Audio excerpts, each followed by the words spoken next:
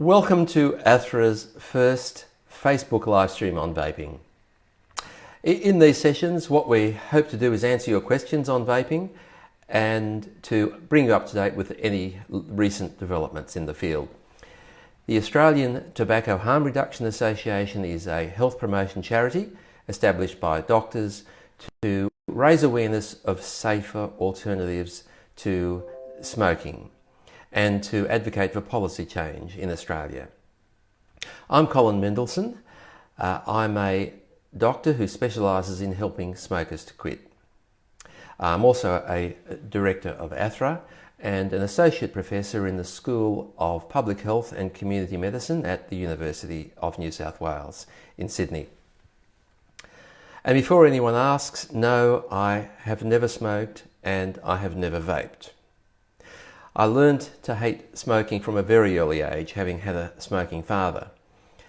And I learned to love vaping from seeing so many smokers struggling to quit and then finding vaping the only way that they were able to finally leave the fags behind. The scientific evidence for vaping is now very clear.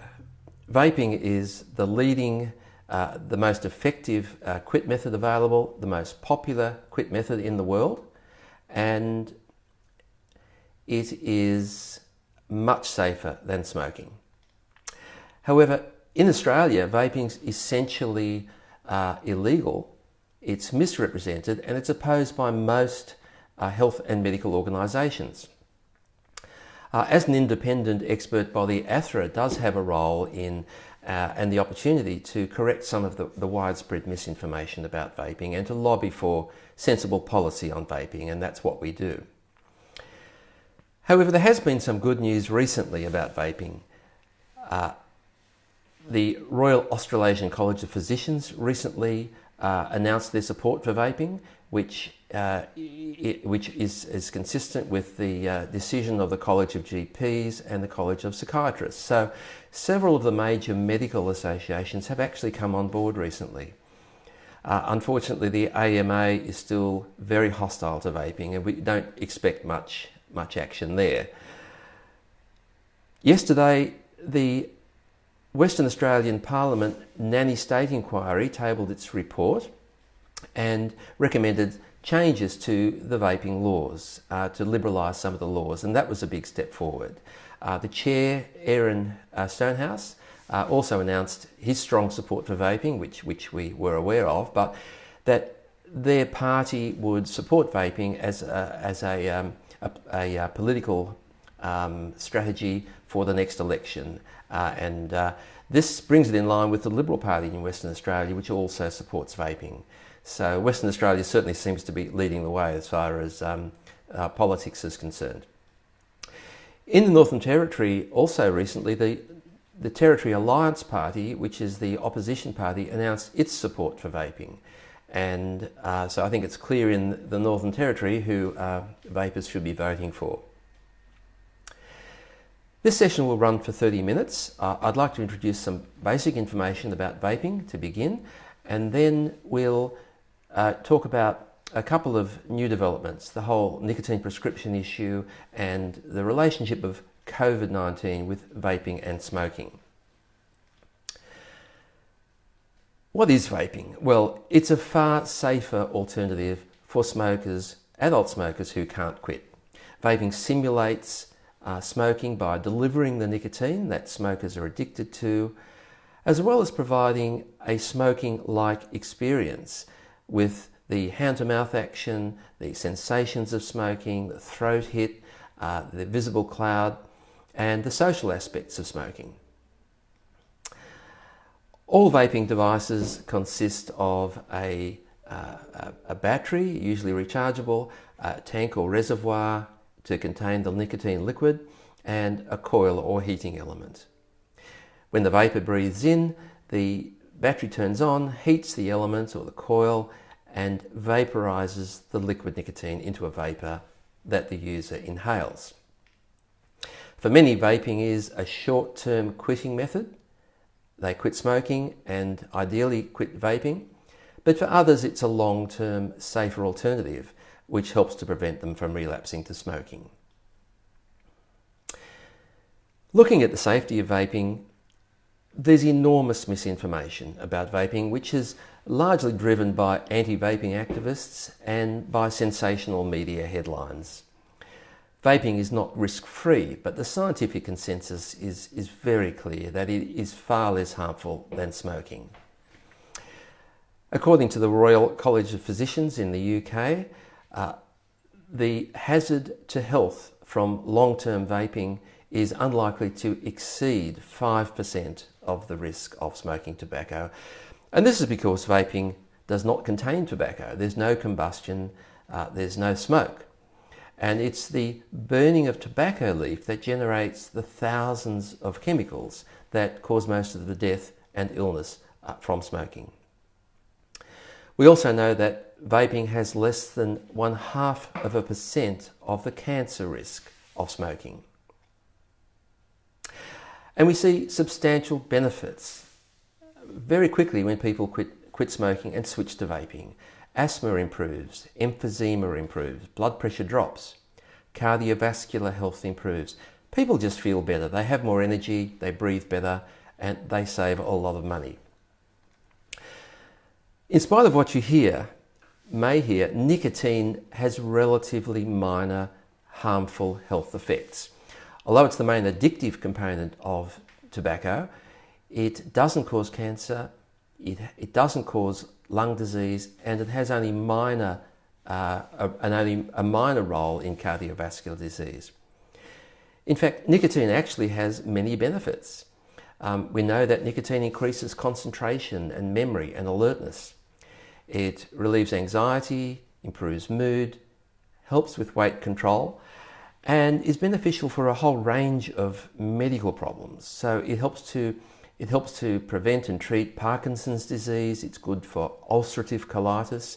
It's good for people with schizophrenia, and it helps attention deficit disorder.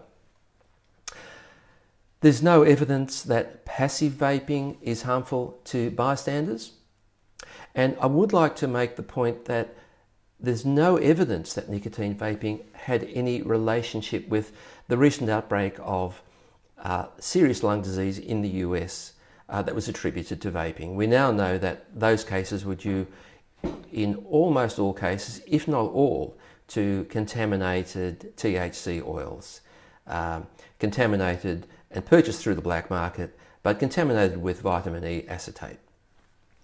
So there's no relevance to the rumours that vaping damages the lungs. Nevertheless, from a health point of view, there are small risks from vaping, and we do recommend short-term use wherever possible if you can avoid going back to smoking. Now, this brings me to a discussion about nicotine prescriptions. Under Australian law, it is illegal to possess and use nicotine, and a doctor's prescription is required to legally import, possess and use nicotine. So under the TGA personal importation scheme, it's legal to import up to 3 months supply of nicotine for personal use, to stop smoking or prevent relapse. Possessing nicotine without the prescription does have harsh penalties, up to $45,000 per offence in Western Australia, and up to 2 years jail in several jurisdictions. It seems likely the government will be cracking down on nicotine and its importation. Last year, the Minister for Health, Greg Hunt, wrote to the Minister for Home Affairs asking for further restrictions at the border for nicotine. A couple of months ago, in March, a motion was passed in the Senate which was passed to ban the importation of nicotine. And currently the TGA is amending the poison standard on nicotine. They're not making major changes, but they've made it very clear that nicotine does require a prescription and is illegal in Australia without a prescription. So all this tells us that something's about to happen, and there may be even, there's talk about the personal importation scheme being ceased, which would ban the import of all nicotine for any purpose. So ATHRA recommends you speak to your doctor about your needs and about in relation to a prescription. If your doctor's not sure what to do in relation to that, ask them if they'd like more information, and ATHRA will send them information about vaping and about prescriptions. If your doctor can't help though, there are other doctors who can, and ATHRA has now prepared a list of medical practitioners on our website at athra.org.au/doctors who can provide that service. Many provide telephone and video consultations, so consultations are available to all vapers across Australia, and in many cases these services are bulk billed, so there's no charge to the vapor for that service. What do you do with the prescription? Well, you don't need to present the prescription to the retailer or supplier. You can order without the prescription, but we recommend you keep the prescription at home or keep a copy on your phone in case it's needed. When you import nicotine, if it is intercepted at the border, you may get a letter from the TGA asking for your prescription, and you can present that and it will be released. You may need a prescription if an authority comes up to you and says, you know, getting a bit of a background noise here. Oh, that's funny. And we've just come up with another Facebook page. If an authority comes up to you and asks for your nicotine prescription to prove that you can possess nicotine legally, then you'll have it to demonstrate that you have authority. So you should keep a copy handy. It's illegal though for people to sell nicotine in Australia, and that applies also to pharmacies. Theoretically, pharmacies can compound nicotine and sell to customers, but they're not allowed to possess nicotine without an authority from the state or territory health departments, and health departments will not give that approval. So although there is a potential pathway for the supply of nicotine through pharmacies, that is being blocked by health departments. And there are currently no pharmacies in Australia dispensing nicotine. And that brings me to COVID-19. There's been a lot of misinformation about COVID-19 and vaping. And ATHRA has produced this handout, which is available on our website. And basically it says that, look, there's no evidence that vaping increases the risk of COVID-19 or increases the severity, in spite of claims by anti-vaping activists. Vaping is no more likely to spread COVID than just normal breathing. But as they did with EVALI, anti-vaping activists are cynically exploiting the COVID-19 disease to undermine vaping, and I think it's without any evidence, and I think that's very disappointing to see how desperate they are and spreading that sort of misinformation.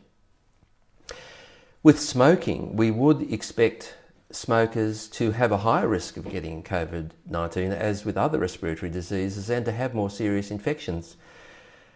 But it's absolutely intriguing that we're finding, and in most studies, that smokers have a far lower risk of contracting COVID-19 and also of having severe disease. And there's speculation that nicotine may be the protective factor here. And there are a couple of plausible mechanisms for that. One is that nicotine and the coronavirus both activate the same receptor in the lung, and it may be that nicotine is blocking the entry of the coronavirus into lung cells by competing with that receptor. Nicotine also has anti-inflammatory effects, and it may be reducing the very strong inflammatory response from the body that is leading to much of the damage from the COVID infection. So nicotine is an immunomodulator that reduces the body's response, and that hyperinflamed response is what seems to be causing the harm in many cases. A trial is being done in France with nicotine patches to see if nicotine does reduce the risk of infection and to see if it does reduce the severity of COVID infections. Now, the protective effect of nicotine, if it exists, may also apply to vaping, but we really need more evidence before we can make any serious statements about that. Another advantage of vaping in the time of COVID, of course, is that vaping is far more inexpensive than smoking, and for smokers who are spending a fortune on cigarettes, switching to vaping will save a lot of money that can be invaluable to the family budget. Now, I'd like to answer some questions, and please feel free to send any questions in during this at this point, and we'll get to those as soon as we can. And after the live stream, we're quite happy to send answers on to people who have asked those questions.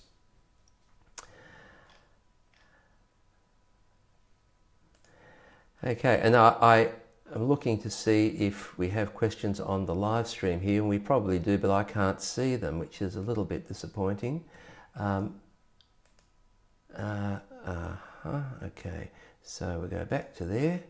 And I can't see the questions on my Facebook page.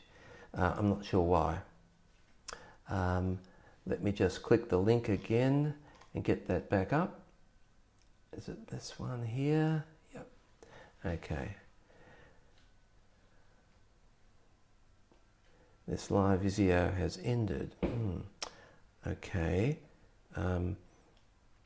Can't see the questions on the Facebook page, but while we're sorting that out, I do have a question from Ben. And Ben wrote in earlier to ask, how long does a prescription actually last? Well, a prescription from a doctor it's valid for 12 months. A prescription consists of 3 months supply, and you get 3 repeats. So it entitles you to bring in up to 3 months supply of nicotine on 3 occasions. And that is valid for 12 months, and you're allowed to bring in up to 15 months worth of nicotine based on that one prescription. And the prescription needs to be renewed every 12 months. And I'm just going to mention to our support team that I can't see the questions on the Facebook page, and maybe they could send me another link to refresh that. That would be very nice. While I'm waiting for that, Ben also asks, what if people use more or less nicotine? Is it a fixed amount of nicotine that can be imported? And the answer is that the amount of nicotine you can bring in is the amount that you use for a 3-month period. So if you use a very large volume, you can bring in that volume of nicotine that you require for a 3-month period. And it makes no difference. Right, okay, just one second. Okay. Oh, okay. So we have questions over there. Great. Okay. I'm getting the questions from another source. That's good. So the question is, it doesn't make any difference whether you're using freebase nicotine or nicotine salt. It's whatever you need for 3 months that you're allowed to bring in every 3 months. Ben also asks, what will enforcement look like at the border? Well, we presume it'll be the same as it always has been, which is that if your nicotine supply is intercepted by the border force, the TGA will write to you and say, look, we've got your nicotine.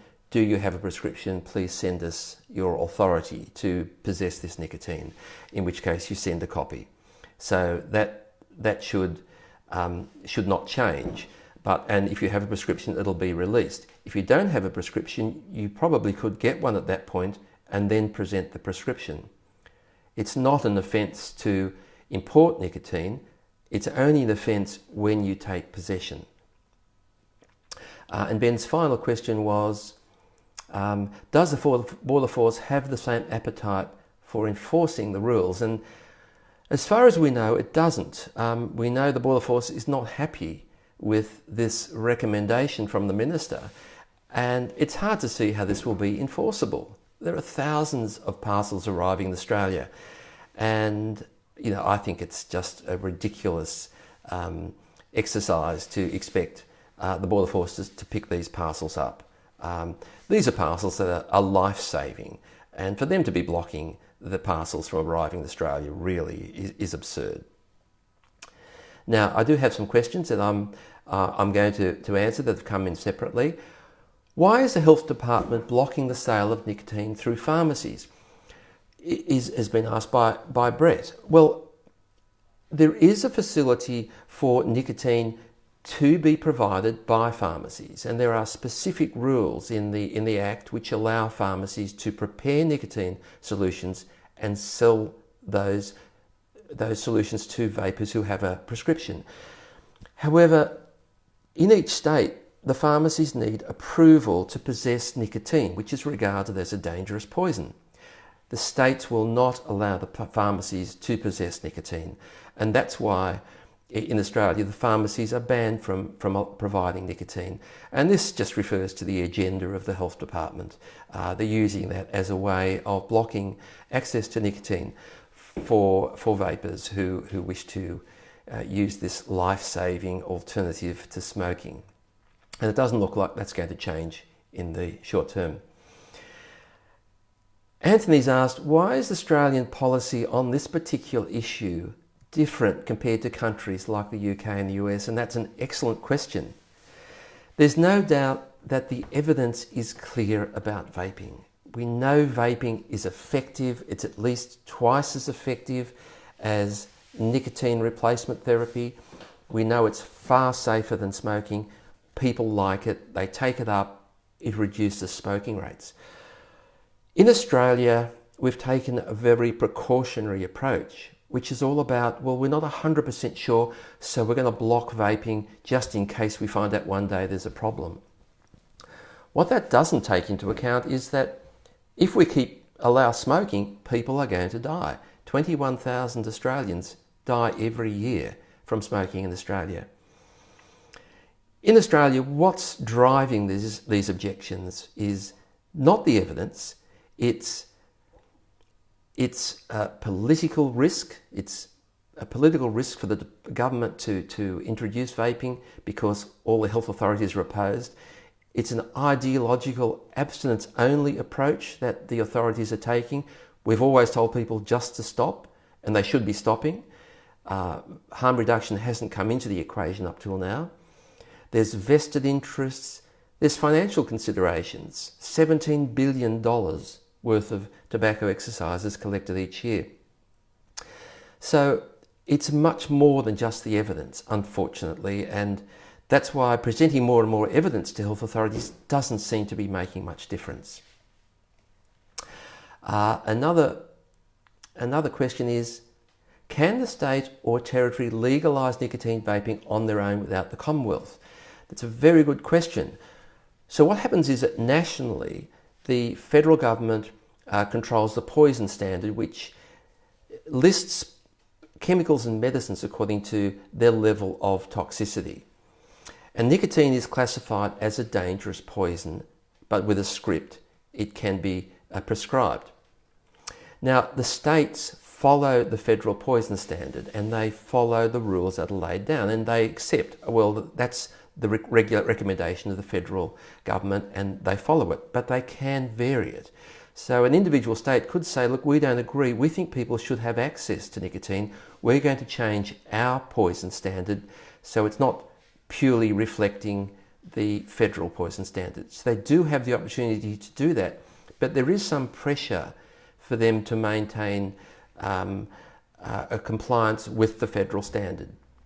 But it is a possibility, and pressure on state parliaments could lead to change of that kind. Shane asks, why is the TG looking at sources other than the Royal College of Physicians and the College of GPs? And look, that's a very good question. In Australia, health decisions are largely driven by our peak health bodies, and that's the National Health and Medical Research Council, the Therapeutic Goods Administration, the health departments, and they seem to be controlling the agenda. And the Cancer Council and the Heart Foundation and the other health charities and many of the medical associations follow their advice because generally they give good advice. I think in the case of vaping, they are not following the evidence, and I think they have made the wrong decision with vaping. Why is Australia the only Western country to ban the sale and use of nicotine? Other countries have looked at the evidence and said, yes, vaping is clearly beneficial, we support it. In Australia, the decision being made by our health authorities is not based on the evidence. It's based on those other factors I mentioned. And the NHMRC, which we'd normally rely on and which normally gives excellent advice, their advice is already 3 years out of date and does not reflect the recent evidence which we've seen to show a huge impact from vaping on smoking rates in Australia. What does Adam say? I understand the plan of vaping to quit smoking and then quit everything. See more, okay. And then quit. About those of us who would like to continue vaping, how will we be able to access a prescription if we want to continue vaping for the long term? Look, Adam, that's not actually a problem. Under the current rules, assuming the personal importation scheme is allowed to continue, you will be allowed to access and import nicotine if you're using it for a therapeutic purpose. Now, preventing you from relapsing to smoking is a therapeutic purpose. So there's no problem under the current legislation for you to continue on that long term. As I mentioned, we always recommend people try to quit vaping, but we recognise that many people can't and would relapse to vaping and to smoking, and that's a disaster. So we would be quite happy to provide nicotine prescriptions, and that's quite legal in a circumstance like yours. Kirsten asks, who do we support in government that will support vaping for quitting cigarettes? Well, that's a very good question. In the federal government, you may be surprised to know that most members of the Liberal Party support vaping. Some very passionately, but others would support it quite happily and they've expressed support. The main obstacle in the federal government is the health minister, who has very strong views, and I'm talking about Greg, not on my watch, Hunt, who has clearly stated on a number of occasions that vaping will not happen on his watch. And the Liberal Party would, I think, vote for vaping if that barrier didn't exist. And to compensate or to satisfy his determination to control vaping, he has offered to send the vaping issue to a scientific inquiry. And basically what that's done is kick the can down the road for a couple of years to give a bit more time for vaping to continue to be denied to Australian vapers. I think without that obstacle, the Liberal Party, with a bit of support, would be very favourable. There's less support in the Labor Party, so I think that's something we're very clear about. We know that the Shadow Health Minister is opposed to vaping. In the state parliaments, we know that the Liberal Party and the Liberal Democrats in WA support vaping, and the Territory Alliance supports vaping in the Northern Territory. Adams asked, what are the differences between vaping and heat not burn, and what would you recommend? Well, heat not burn involves heating a processed tobacco stick to a temperature below combustion, so it releases a vapour of nicotine and chemicals, a small amount of chemicals, much less than in smoke. Again, with heated tobacco, there is still the hand-to-mouth ritual, so there is that familiarity, and that's one of the reasons it's been successful in many countries, and it does deliver high levels of nicotine. However, it also delivers chemicals, and although they're greatly reduced, there are more chemicals in heat not burn vapour than there are in e-cigarette vapour. So our first choice is always vaping. Our first choice is always for people to quit smoking altogether and nicotine. Second choice, if they can't quit with traditional methods, is to switch to vaping. And for those for whom vaping isn't successful or isn't suitable, heat not burn is a valid harm reduction option, and we know that it's probably at least 90% safer and carries a lot less risk than smoking. So Panda asks, apart from the health authorities you mentioned, who else are currently interested in supporting or funding evidence-based research on vaping? Well, no one else will support evidence-based research on vaping.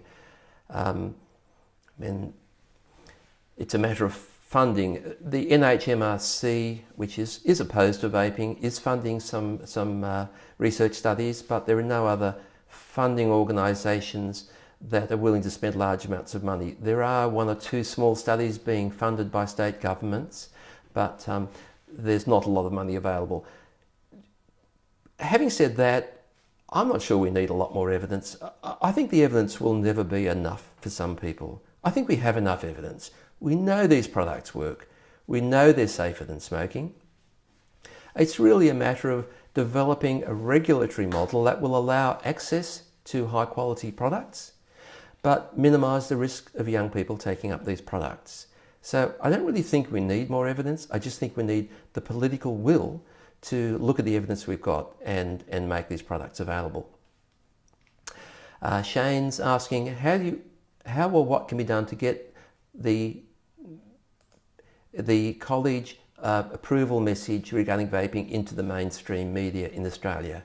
We have tried. So we released a media release about this. We published a blog. We contacted the media. We contacted 2 or 3 individual contacts. We couldn't get anyone to run a story about that. And I think that reflects the media bias in Australia. It's not a good story that vaping works. It's a great story that vaping causes popcorn lung.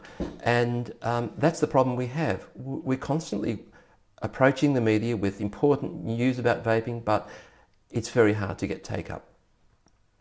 Christian has asked, about government, what can we do on a local or state level to help support vaping? That is a great question. One of the things that's missing from the campaign to legalise vaping is the voice of vapers. We know that's made a big difference in certain other countries, particularly the UK. What vapers need to do, vapers have quit smoking and they've possibly saved their lives and improved their health and saved a fortune, and that's great. But vapers need to consider the 3 million other smokers in Australia for whom we need to get vaping legalised. And what we strongly encourage vapers to do is to write to your local Member of Parliament, visit your local Member of Parliament, write to the local newspaper, get involved in some way and express your concern. You're all voters. And there's one thing that will change the views of politicians, and that is the will of the voter. And if there are enough voters making their message heard, then there will be the opportunity to get this practice legalised. So get involved. We certainly wouldn't object to contributions to ATHRA. We rely on public donations, so that's a way of getting the message across, and we'll certainly do our best to get the message out to the people that matter. Trent says, I have a vapor. Is there anywhere online I can look up what the settings mean? Well, yes. There are some excellent sites for vapers who want to find out more about their products and about vaping. There are a couple of excellent Facebook groups, a couple of Australian ones. There's Vape Fam, and there's another Australian vaping group, the name of which escapes me. And there are some excellent support groups online and discussion groups and resources. And if you go to the ATHRA website, we actually list all these resources where you can speak to experienced vapers and look up information. From Arvia, can the public have confidence in the ANU study? This is the study that Greg Hunt requested from the Australian National University, the scientific study. Now, the ANU and the epidemiology team is a very reputable organisation. What's worrying is that Mr. Hunt threw $750,000 to them and said, look, basically, give me a report on vaping. When he was asked if there are terms of reference in the Senate, the answer was, through his representative in the Senate, that no, actually, we don't have terms of reference. I think the ANU will deliver an excellent report if there is no political influence. And I think the evidence speaks for itself. But if there's political and ideological influence through the minister, if the terms of reference are not clear, I think we have a problem. And it's disappointing that this is a 2-year project. I can't see why they need this long to produce a report, but I think the unit of epidemiology, Department of Epidemiology, ANU, is very reputable and will do the right thing within the terms of reference they're given. So Wayne says, my doctor believes vaping is actually more dangerous than smoking, as vaping has larger particles and clogs the lung alveoli. Well, this is absolutely nonsense. The particles from vapour are liquid aerosol droplets. They're not solid particles like you get from smoke. These dissipate quickly. They don't have the same physical and chemical properties as the solid particles from tobacco smoke, and there's absolutely no evidence that they cause significant harm in the lungs. In fact, the evidence is very clear that the lungs are much more harmed by smoking. So, I would say to your doctor that really, and we'd be very happy to send him evidence. There's very good studies which review the comparison of vaping and smoking in the lungs. And if you contact me, we'll be very happy to send your doctor more information. Trent says, I have a vaporizer. Oh, that's been asked. Andrew, do you think it's likely that nicotine will be completely banned in Australia? Well, I think the current situation defies common sense and evidence. And there's very much an agenda going on which doesn't respond to common sense. Will I be surprised? No, but I will be working very hard to avoid that from happening. It would be absolutely absurd. What's unbelievable is that the Health Department specifically exempts the most lethal form of nicotine that's in smoking, but is banning the availability of nicotine liquid for vaping, which is so much less harmful and is an exit strategy for smokers. The fact that that unscientific and immoral approach to nicotine liquid is occurring does undermine our confidence that the right decisions are being made. I certainly hope that won't happen, but we're certainly getting a bad feeling from some of the recent developments. Panda, what's a common argument you've heard from anti-vapers and how do you respond to them? Okay, well, there's a number of common arguments. One is, what about the kids? Well, we recently reviewed the evidence on this and published that in the International Journal of Drug Policy.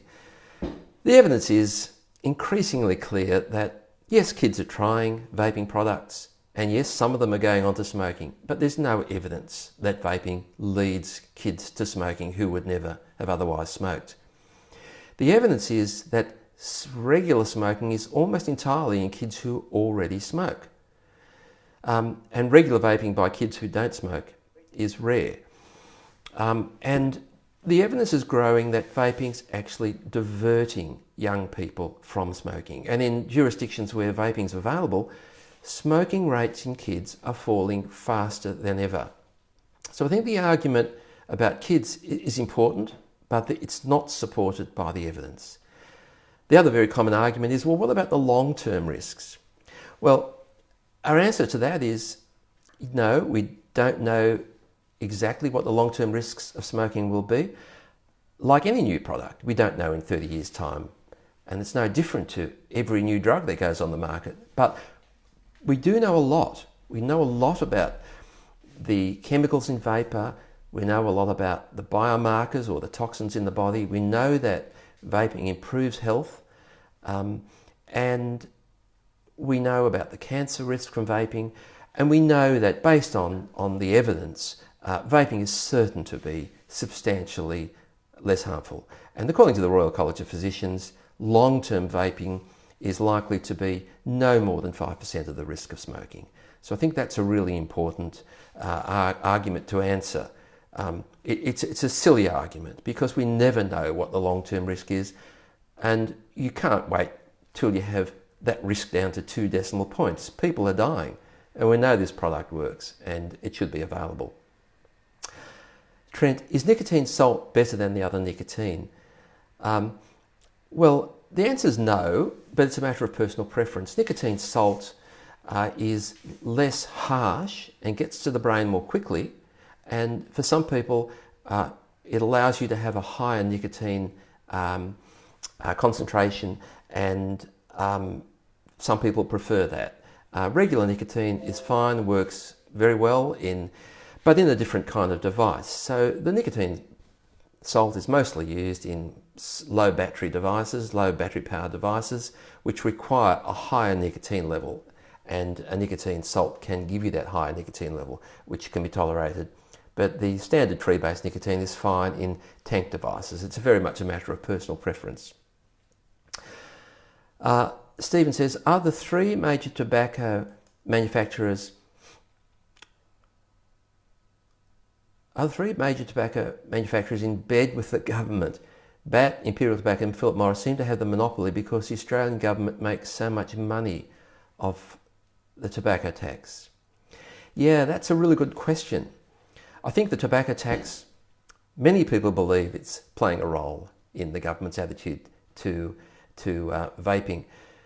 But vaping is a huge and disruptive threat to big tobacco. Big tobacco realises this could be their Kodak moment. And they don't want vaping. They actually want people to keep smoking. They make a lot more money from that. Smoking is a hugely lucrative cartel, and they want people to continue, but they can see that it's on the way out. And naturally they want to get involved and be part of the action. But they don't want people to take up vaping, but they have to be there. And I don't think there's any collusion on this occasion. I think the pharmaceutical companies perhaps have some interest in people smoking, but I think the tobacco companies would much prefer smoking and haven't been, I don't think, are seriously campaigning against vaping. Related to Stephen's question, do you think the reliance on $17 billion in tobacco tax is a reason why they oppose vaping? That's a sensitive question, and I'm sure the government is only thinking about our best health. It is a coincidence that the tobacco tax happens to be Australia's 4th largest tax and is responsible for the budget surplus that we had recently. So it's a very large amount of money that the Treasury in particular would be very reluctant to lose. What's disappointing is that very little of that tax goes back to helping smokers quit. It's a very regressive tax. We have the highest taxes, highest cigarette prices in the world in Australia, and that's causing the greatest harm to the people who can least afford to pay the tobacco tax. And that's another reason why vaping offers huge benefits to people on low incomes, who are increasingly the people who are smoking in Australia. So from Brett, why can you buy nicotine patches and gums and sprays over the counter, but you can't buy nicotine to put in e-liquid? Well, the reason for that is that these products were all Schedule 4 products or nicotine products, nicotine prescription-only products when they first were introduced. They're regarded as therapeutic products, so they had to go through the TGA's approval process. They were allocated as prescription-only products, but over time, as we've seen they're safe, they've become over-the-counter products. Nicotine liquid should, I think, be treated the same way. It should be a consumer product that is as easy to access, if not easier, than tobacco cigarettes. And it's absurd that we allow cigarettes but ban a much safer alternative. I mean, there are risks from nicotine vaping, as there are from everything, but those risks can be managed. And I don't think a ban is an appropriate response. We have toxic products in the environment, bleachers and house cleaners at home. We deal with that. Banning nicotine liquid is not the solution. From Brett, why can you buy... Oh, that was Brett's question. Okay. Oh, now I've got a note, all done. So we're finished. So look, thank you very much for attending our first Facebook live stream on vaping. We do apologise for our initial technical problems, which I'm sure won't happen again, but we hope to repeat this this live stream again, and we look forward to any further questions. Please send them to us at ATHRA, and we're very happy to discuss any of the issues further that have been raised in the live stream tonight. So thank you very much. Thank you for coming, and good night.